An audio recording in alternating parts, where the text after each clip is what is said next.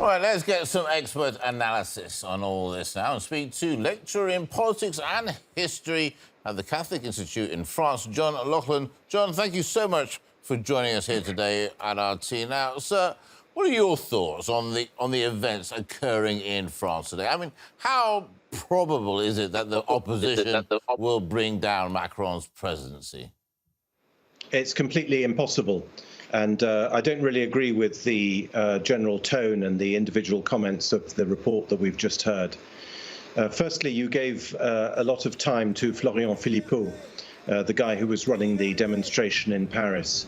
I know Florian Philippot, and I like him and admire him, and I agree with what he said.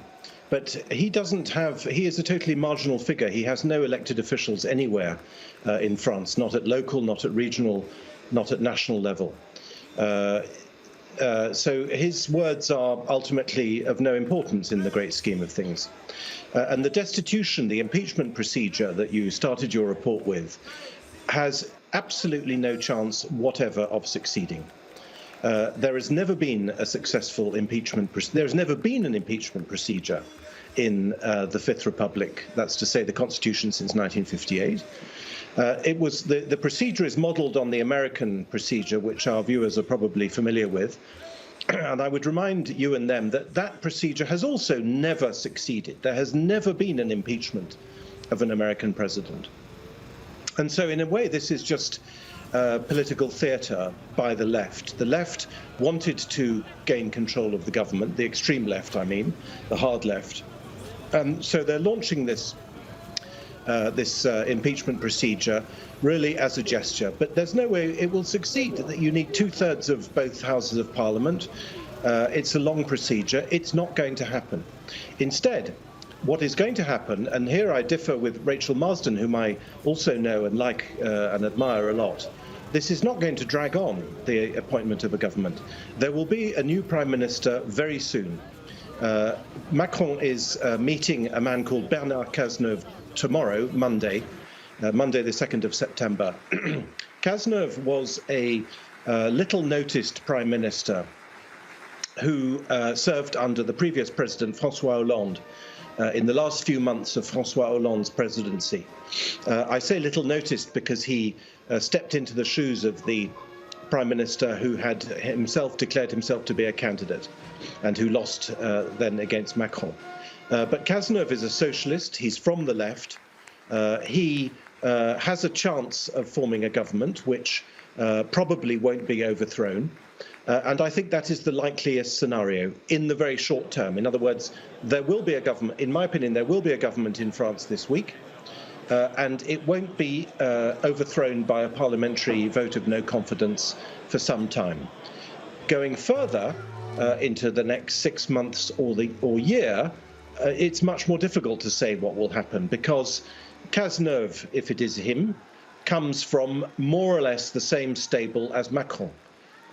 I've told you Cazeneuve was François Hollande's prime minister. Macron was François Hollande's economics minister. So it's very much the same stable. And in that sense, it's a democratic outrage, because Macron, as Rachel Marsden and your other commentators have said, including Florian Philippot, has lost now 3 elections. He lost the parliamentary elections 2 years ago, in the sense that his party emerged with a minority government. He lost the European elections in June, and he lost the national elections in July. So it's a democratic outrage that Bernard Cazeneuve should be appointed prime minister. But it might work. It'll certainly work, at least I'm pretty sure it'll work, in the short to medium term. But as I say, going forward, we could indeed see a vote of no confidence, let's say in a year or something like that. But this idea that Macron is going to be impeached and thrown out of the Élysée in the next month or so is, I'm afraid, for the birds. John, why has there been so much? Why are we seeing protests then in Paris, like as you said?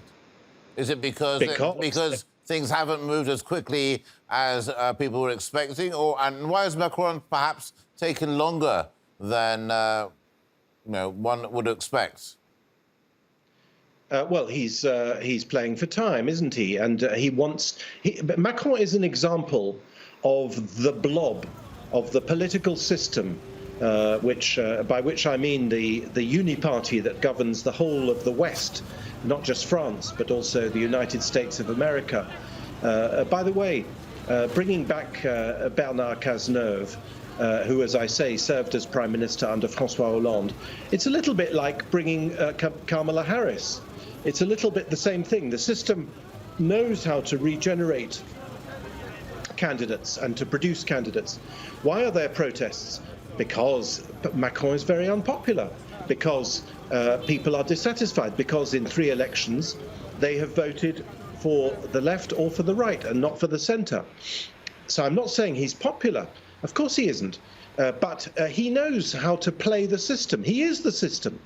And France has been governed now since the 1970s by this centre, of which Macron is the symbol and the expression.